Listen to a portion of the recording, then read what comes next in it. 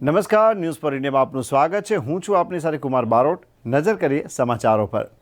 Cabinet મંત્રી બલવંતસિંહ રાજપૂત કામધેનુ ગૌશાળાની મુલાકાતે ગયા અને ગૌધનની સેવા કરીને આશીર્વાદ મેળવી ₹51,000નું તેમણે અનુદાન પણ આપ્યું હતું। વાત કરીએ તો આજે ગૌ અષ્ટમી નિમિત્તે કેબિનેટ મંત્રી બલવંતસિંહ રાજપૂતે કામધેનુ ગૌશાળાની મુલાકાત લઈ બીમાર ગૌમાતાની સેવા કરી આશીર્વાદ મેળવી ₹51,000નું અનુદાન આપ્યું હતું। તેઓએ ઉપસ્થિત સર્વેને જણાવ્યું કે ગૌશાળાઓમાં ગાયોની સારી સેવા થઈ શકે તે માટે દરેક વ્યક્તિઓએ પોતાના જન્મદિવસ, લગ્નતિથિ વગેરે દિવસોએ ગૌશાળાની મુલાકાત લઈ ગાય સાથે ઘાસ ખવડાવતો ફોટો પડાવી સોશિયલ મીડિયામાં ફરતો કરવો જોઈએ તેમજ સ્વશક્તિ મુજબ અનુદાન આપવું જોઈએ। તેઓનો પ્રતિભાવ આપતા બીલિયા ગામના રાજુભાઈ પટેલે પોતાની જન્મ તારીખ નિમિત્તે, દશરથભાઈ પટેલે પોતાની પૌત્રીના જન્મદિવસ નિમિત્તે અને જીમી પટેલે પોતાની લગ્નતિથિ નિમિત્તે ગૌધનની સેવા કરી અનુદાન કરી આશીર્વાદ મેળવ્યા હતા।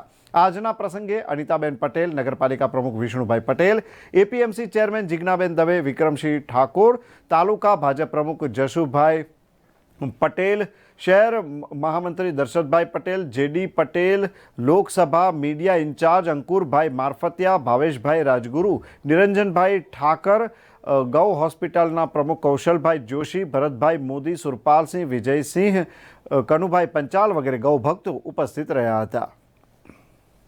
કામધેનુ ગૌ હોસ્પિટલનો સંસ્થાનો અમે વહીવટ કરીએ છીએ। અહીંયા બીમાર લૂલી લંગડી અકસ્માત થયેલી દેશી ગૌવંશની સેવા કરીએ છીએ।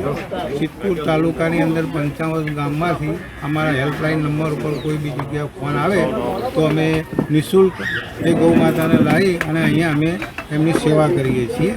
અત્યારે અમારા પાસે 90-95 જેવી ગૌ માતાઓ છે જે હાલ સેવા ચાલુ છે અને આજે ગૌ અષ્ટમી છે એટલે ગૌ અષ્ટમી નિમિત્તે અમે અહીંયા ગૌ રક્ષા યજ્ઞ રાખ્યો છે। યજ્ઞની અંદર ભોજન પ્રસાદ છે અને ભોજન પ્રસાદ પ્રમાણે આ બધા મહેમાનો આવે એમનું છબી આજે સન્માન કરીએ છીએ।